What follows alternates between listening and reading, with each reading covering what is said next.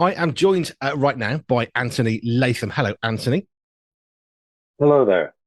Now, we have a mutual friend, Dr. Trevor Stammers, who's been on my show quite a few times, and also he writes for our magazine. Let's just start with this friendship. How do you know Trevor? I first met Trevor because I did a course on bioethics and medical law at St. Mary's University, a master's degree in that, and he was one of the lecturers. I got to know him through that, and then later on, because he's very involved in philosophical and bioethical issues, I've met him a few times, and it's been a great pleasure. And he writes for my magazine, Pure Media, the magazine. He writes on ethics, ethics, medical stuff. Where does that intersect? How should it intersect? That's the sort of thing he writes on. And we've Yes. spoken on the assisted suicide bill and all sorts of things where he's coming. Yeah. I love to Yeah. know how people are connected because it reminds me that we're living in a world of people who actually know each other, and somehow that feels quite comforting that we actually know somebody who knows somebody else. Absolutely, yeah. No, he's a great colleague. Yeah, Now, we're specifically going to be talking about your book, When I Consider Your Heavens. Just give me a really brief overview of that book for people that are listening. What does this book yeah. try and do? The book is really it's a short book, hopefully one that's quite accessible to most people who could pick it up, and it covers a lot of ground in that short space. I look at the reasons we have for believing that there is a creator of the universe. And for instance, I talk a lot about cosmology and the latest evidence that we have for a beginning of the universe. Um, I talk about the fine tuning of this universe, incredible precision, which was required for even uh, a planet like ours or life to have come about on this planet, which of course points us towards a fine tuner, the creator. Um, I look at biology at the beginning of life on the earth and what evidence we have for that, um, for the progression of life through the geological periods, and what evidence there is for design in all of that, which of course I, I bring out as being immense. The evidence for design in biology is phenomenal. So there are a number of chapters on that topic. Um, I then branch a bit more into philosophical things, consciousness. What is consciousness? So I look at what the human mind is, and can that be purely physical? In other words, can it be just the brain, uh, as most materialists or atheists would believe, that we are just physical objects? And show that the latest evidence actually shows that we are not just physical. Consciousness is something else. And of course, that points to the soul and to mind and to God who created us. Um, I then talk about beauty because the world is so beautiful. And you have to ask why. Is it just in the eye of the beholder? Or is it out there objectively? And if so, then there must be a creator of beauty who is himself beautiful. I then talk a bit about the fact that this is an open universe. It's not one that is physically closed. In other words, um, we should expect miracles because with all the evidence we have for a creator who is not part of the universe, but created the universe, we should expect the creator to be closely involved and able to act within the universe. And actually, the last chapter is about the greatest miracle of all, which is the resurrection of Jesus. And I look at the evidence for that, the historical evidence. So that's a real potted um, summary. I also talk at the end about the age of the earth, and this, of course, amongst Christians can be something that is argued over. I give my reasons, and I believe they're biblical reasons for believing that the earth is very old, the universe being billions of years old. I look at Genesis and what it says there. Let's just come back to beauty, which is one of the things that I know I've chatted about with folk in the past, because if you go to the beach very early in the morning, which is not something I'm going to frequent frequently, you'll find people standing there, and as the sun starts to come around the horizon, there's this kind of, oh, wow, isn't that beautiful? And it's one of those things which just points to something more than a light in the sky that something in our eye can spot as, oh, that's something moving. Because it isn't just, wow, there's a light. It's, wow, isn't that a stunning sunset? And the vocabulary that we'd use, we went up to the top of Scotland and we watched the sunset. Well, my wife took photos, and it was stunning because it's beautiful and it draws us to it. And that has always said to me, you know, there's more to this. It's not just a light in the sky, because we can spot that. We can understand that. Scientifically, yes, we see a movement and our eyes move, fine. But it's the fact we appreciate the color and we enjoy the warmth and we enjoy the difference of the yellowy, orangey, golden against the darker sky as it changes. And you know, why do we enjoy that? Why should we be able to enjoy that? Which comes back to one of the things that you said, which I've always pondered on, of that's got to be the proof of something more than random chance. Yeah, I try to tease this out because, of course, atheists will say we have evolved the ability to see beauty as some form of help in passing on our genes. I mean, it's very far-fetched, but it's the only way for an atheist and a very sort of rigid Darwinist, you might say, to explain why things are beautiful, perceived as beautiful. It's thought of as simply hardwired into us somehow, and it encourages reproduction and success in evolution.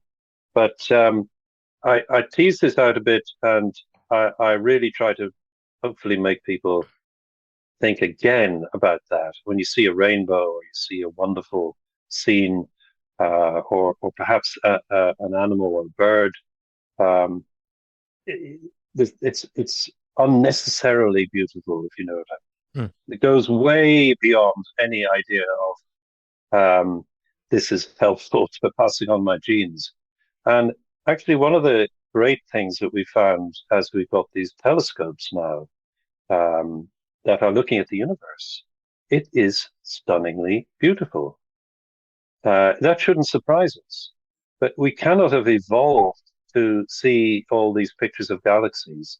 They are there, beautiful. So the objectivity of beauty is a really important thing. And if it's out there, whether we are looking at it or not, and of course the universe, the galaxies we didn't see before, then if it's out there objectively, then there must be an author of beauty.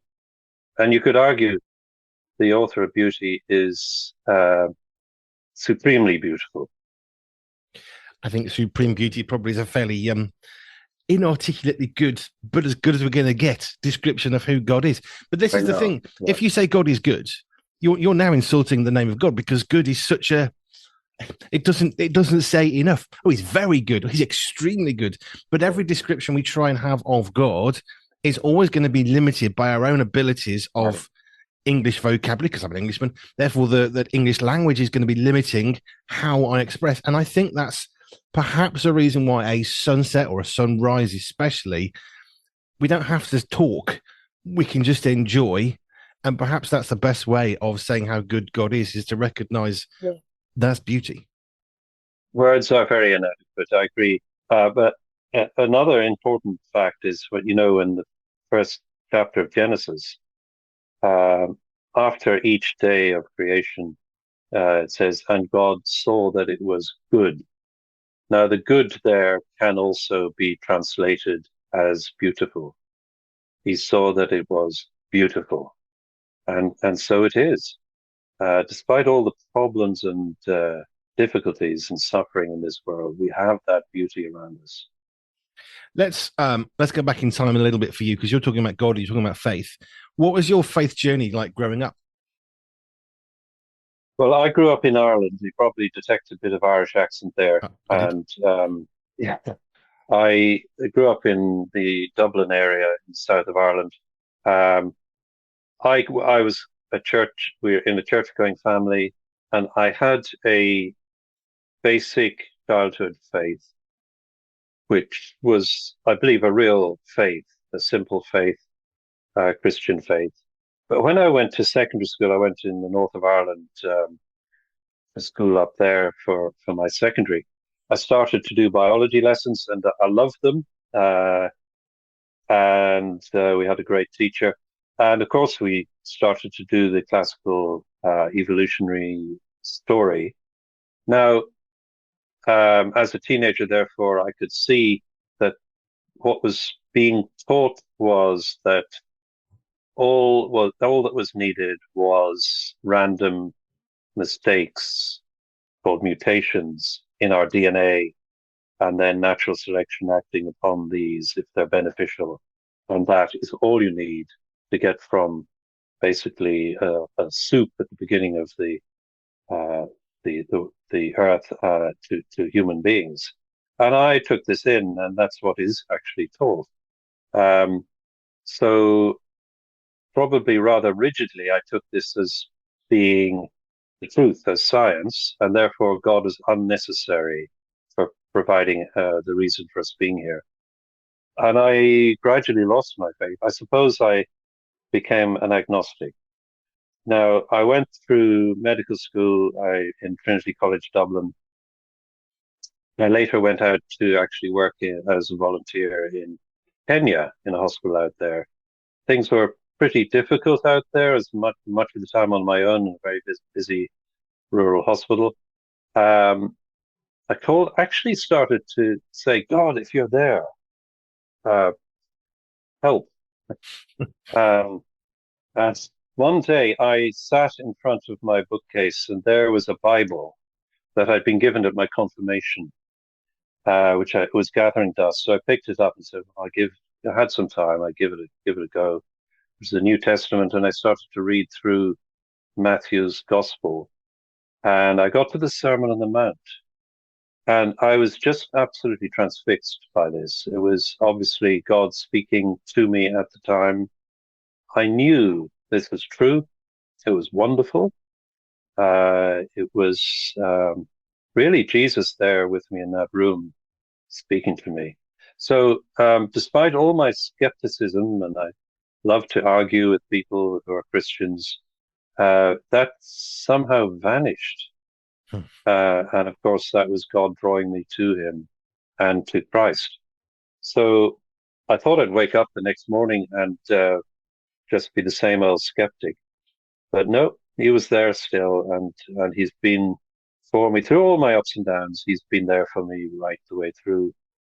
But I really wanted to go back and look at science when I had time to see, well, is it really the case that science somehow pushes God out of the picture?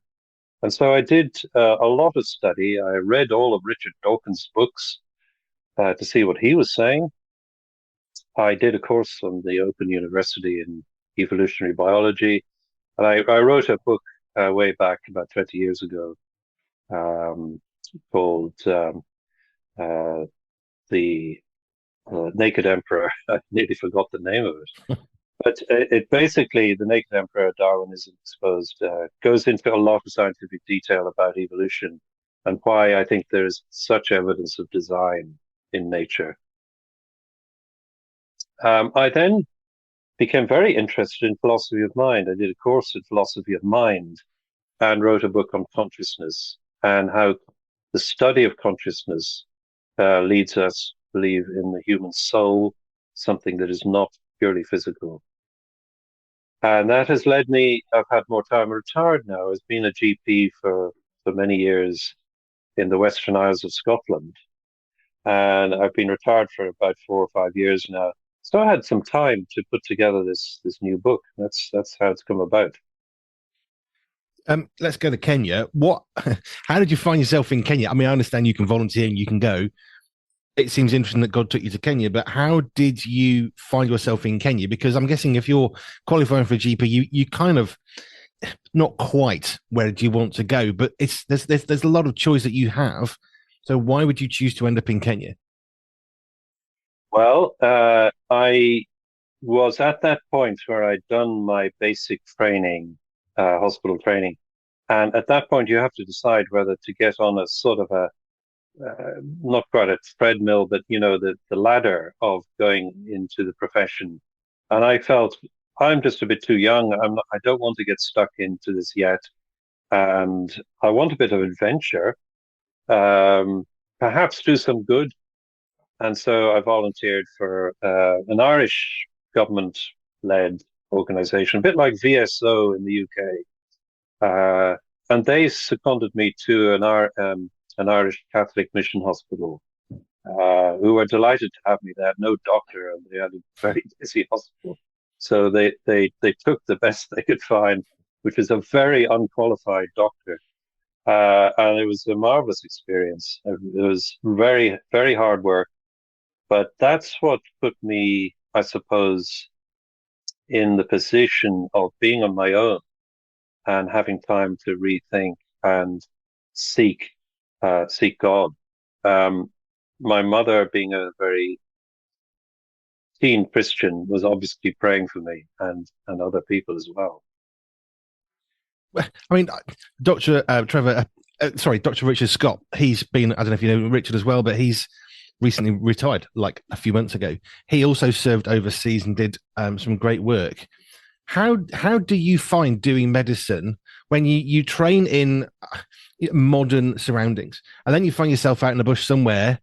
How do you mentally disconnect all the equipment and stuff you don't have and then think, okay, how do I apply the medicine I do know with all the equipment we don't have, all the medicine we don't have? How do you then connect into what you can do after all that you've been taught that you don't have available? Yeah, no, it's a very good question. It was tough. It was basic, but we had some good nurses. Um, I relied heavily on some of these Irish nuns who were out there and were incredibly dedicated and very well trained. So uh, I also had an Irish nun surgeon who came out and helped me for about 6 weeks. And she got me through cesarean sections and that sort of thing, which you have to do. But basically, it was a team effort, and I felt, look, they had nobody. It's one of these very remote places, and they felt I'm doing better than having no doctor, and you grow into it. Also had great help from going on the radio to the flying doctor people who are based in Nairobi, and they would sometimes come out and do operations for us. I mean, it's just I've heard Richard Scott talking about it, how he used to send out for honey for septic wounds because there's nothing else, and it did something, and some would help. And you just have to, I suppose, it's like anything. You have to think, well, this is what I've got. What can we do with what we have? Okay, this would be great, but we've got this. So what do we do with this? How can we utilize that?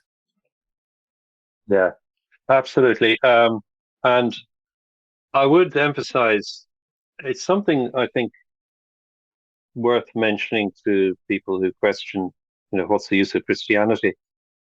When you go out to somewhere like the depths of Africa and the most remote places, the clinics and the hospitals that you find out there, they're either started by or run by Christian missionaries Mm. originally, and sometimes very dangerous places.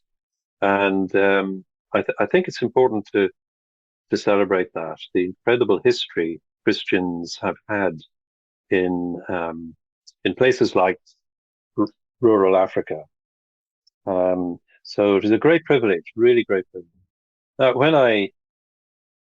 when I became a Christian out there, I knew very little theology. But God held me there, and it was only later that I began to understand a bit more about what Jesus had done on the cross for me and for you and for everyone who comes to him. So, yep, there was a great opportunity and a great experience. So you're in Kenya. You're practicing medicine over there. Um, you then said you were in the West Isles of Scotland doing medicine as a GP. How did you end up from Kenya into Scotland? Where did that kind of split of I'm going to go back to the UK? How did that happen? Well, I came back, chased up an old girlfriend, and she and I became married. Um, and as Christians, we wanted to go out to. She'd been in Ethiopia, and my wife Christian, and she and I were very keen to go back out to Africa. But somehow Africa got into the blood, I suppose.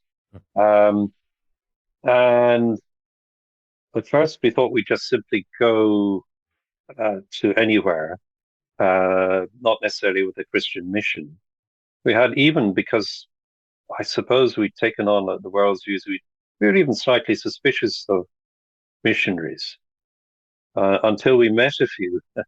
Um, we went through the Liverpool School of Tropical Medicine. There were a lot of missionaries there, and one thing that led to another. We went to missionary training school, and then we went out to Tanzania. We were there for 6 years, and there was a terrible time in 1994 when there was many will remember there was the Rwandan crisis. We were on the border with Rwanda, and there was genocide going on right next door to us, and huge numbers of people, traumatized people, coming into our district. We were the main hospital. Now, a nurse came out from uh, from Scotland to help us with this situation, and she was working with Tear Fund, the Christian organization. And her father had been the GP on the Isle of Paris in the Western Isles of Scotland. And that was the link that brought me here. She said, "Oh, when you're on leave, ring up so and so, who's the GP there now." And that's what I did. And that led from one thing to another. And it was an amazing bit of direction from God. I mean, but again, it's how God gently steers us through, whether it's going across to Africa in the first place or meeting that nurse. Oh, give so and so a phone call, Yeah. and I just love to be reminded that we are connected to other human beings because it matters and people matter.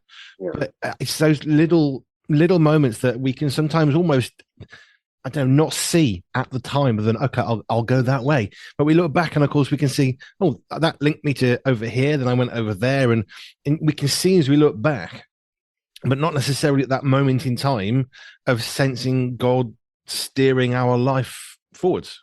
Yeah. Yeah, exactly. In fact, when you know that God has led you somewhere, when times get tough and you go through difficult patches, and sometimes we all do, you can look back and say, "Well, I am meant to be here for all. This is where I was led to go."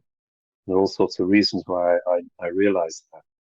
But then I had this opportunity at times when things were, I had the time, and particularly now that I'm retired, to look into this whole question of science and philosophy. I mean, one of the things that uh, I think that I try to bring out in this book, particularly in the cosmological section, is there was a real beginning of the universe. You know, in the first verse of the Bible, in the beginning, God created the heavens and the earth.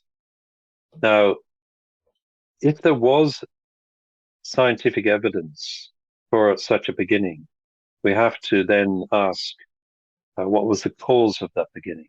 You can't have a beginning of anything physical without a cause, and that cause cannot be the universe itself. So, I mean, the first chapter is all about that and the history in the past 100 years of scientists who worked out the universe is expanding and must have come from an initial beginning. And even scientists now, these are not necessarily believers, will say that this beginning must have come from nothing. And of course, that is a long-held Christian or Judeo-Christian doctrine that God created everything from nothing. So I talk a bit about that in the book. So I'm hoping that it will give Christians confidence and reassurance that science is not separate from our faith. On the contrary, it confirms what we believe.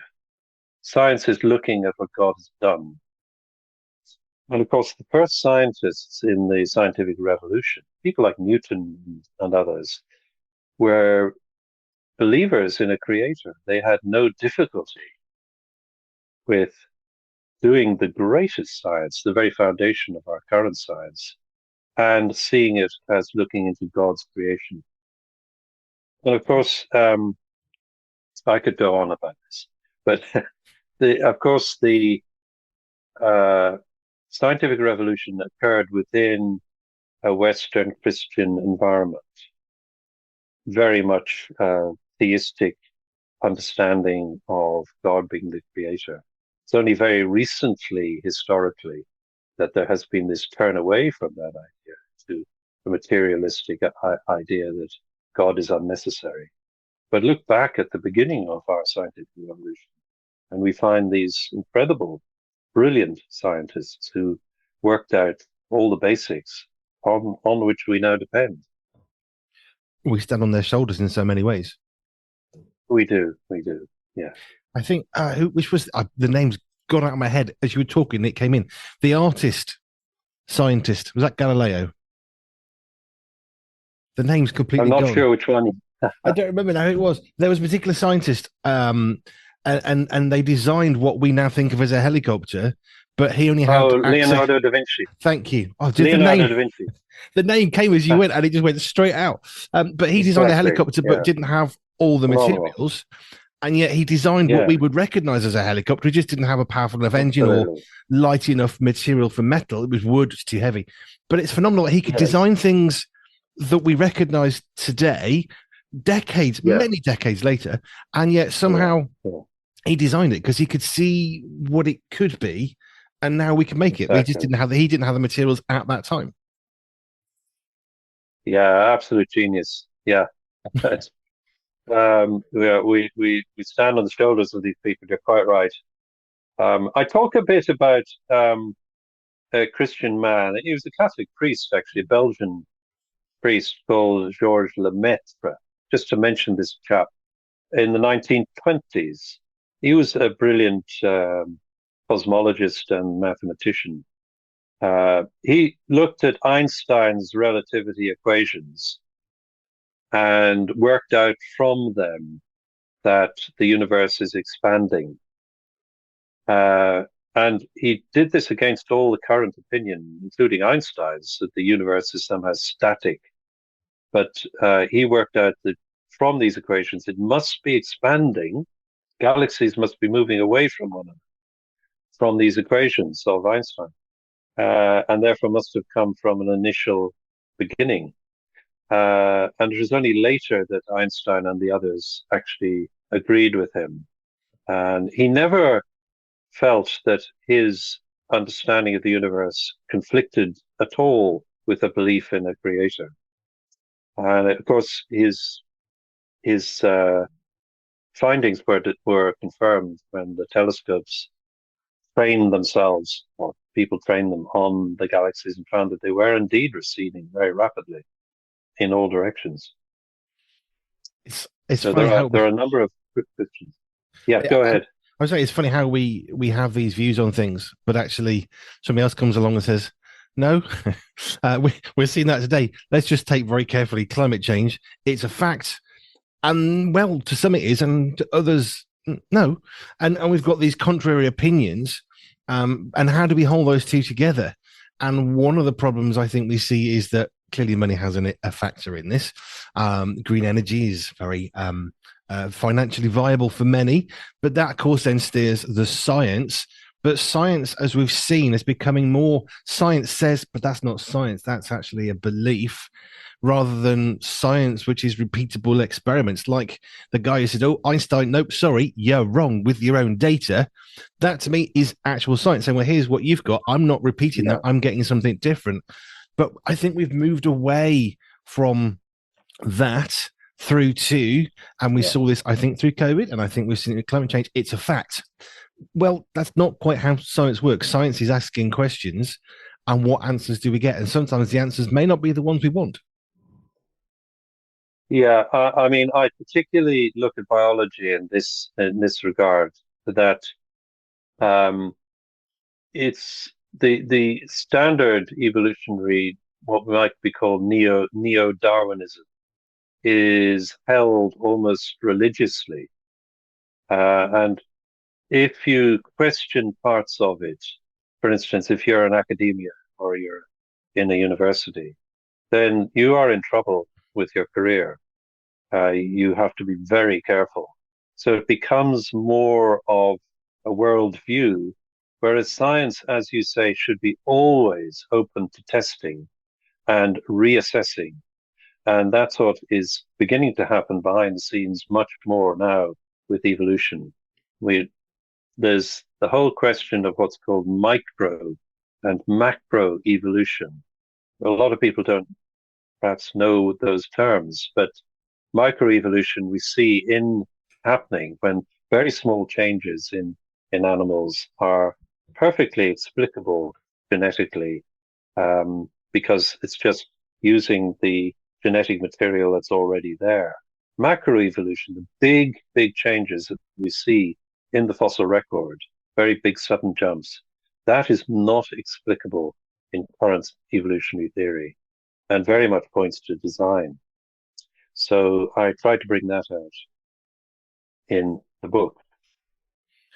Now, I wanted to I'll come back to the book, but the philosophy part, it's something I had an Yeah. interest in at school.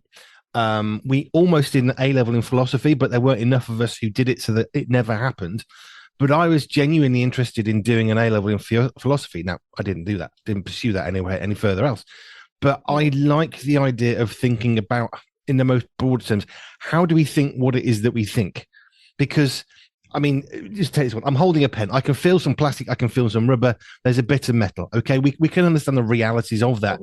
But why am I conscious of the fact that there's plastic and some rubber and some metal? Which to me, I find that fascinating, because to one person, it's just a pen. To me, I can take it apart and rebuild it. Now, maybe that's a bit of an engineering bit in my mind or something, but I like thinking about how it is we think, what it is that we think. Yes. This is where the chapter on consciousness hopefully will be helpful, because our consciousness, that is our thinking, as you've just mentioned, our sensations, simple sensations, or seeing colors, the experience of these things is something that is actually indefinable in physical terms. You can't just say that this particular arrangement of neurons in the brain explains that. There are other aspects of consciousness, such as the fact that you have private access to your own thoughts and nobody else has. Again, there's no computer that has that. It's something that is purely something that we as conscious beings have. I talk a lot about what's called intentional thought, that is thought about things. So a belief, for instance, is about something. A hope or a fear is about something. Now, nothing physical is about anything. You can't have, the brain is not about something, whereas where our thoughts are. And again, we can look at all these, what's called the hard problem in philosophy of mind, this whole difficulty of trying to explain why a physical object, the brain, however complex, has consciousness. So consciousness really points to a non-physical part, which is the person. And I try to show that for many people, this actually points to a soul, and that we are souls, we're not just physical beings. And that leads to many questions, which I don't go into completely. What happens after death, for instance? Do we survive death? But hopefully that would be helpful to folk to sort of tease this apart. Let's just come back to the book then as we finish this. I know you wrote a book 20 years ago. You've written this one. Have you written other books in between them as well, or is it more 20 years you're back to writing? I did write a book on consciousness as well, called The Enigma of Consciousness. It's a bit more technical than the book I've just written. No, just those 3 books. So I know we'll come to the website, but who is it that you would think, you know, this book could help you? Where do you think this is going to really help people? I think it will help people who are open-minded, who are skeptical of God, of the existence of God, and particularly of the Christian religion. It will help them to see that actually there are very sound, rational reasons for believing there is a creator. In fact, I think overwhelming reasons, to be honest with you. When you look at the fine-tuning of the universe, there is really no other answer. So I'm pointing people who are, like I was, struggling with this, to help them, as I wish I had been at the time. But for Christians and believers, I believe it will give them encouragement that they don't have to divorce their, have this split between science and philosophy and their faith. Quite the opposite. They're very well work together and complement one another. So that's who I try to reach. Let's just come back to the book then, for people that want to get hold of this. When I Consider Your Heavens, that's the title of the book. And how do people best source this book? Well, at the moment, it's on Amazon and a few other major outlets. So it is available there. So if you do read it, I would encourage people to write a review of it as well, because, whatever you think about it, please do that on Amazon. And the subtitle is How Science and Philosophy Lead Us to God. So it's When I Consider Your Heavens, which is, of course, from Psalm 8, How Science and Philosophy Lead Us to God. Anthony, thank you. It's been a pleasure. Trevor said we should talk. We've done that. Thank you, Andy. Thank you.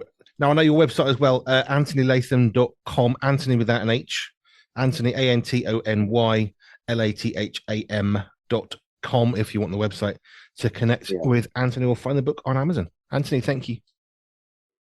Thank you so much, Andy.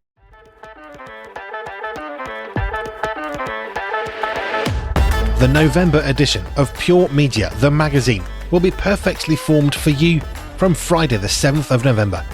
We sit down and have a chat with Becca Legg from Restored and delve deeper into the life and work of John Childress from Free Recovery. Pure Media, the magazine, is the magazine to get yourself if you like a comfy coffee and a chat with a friend.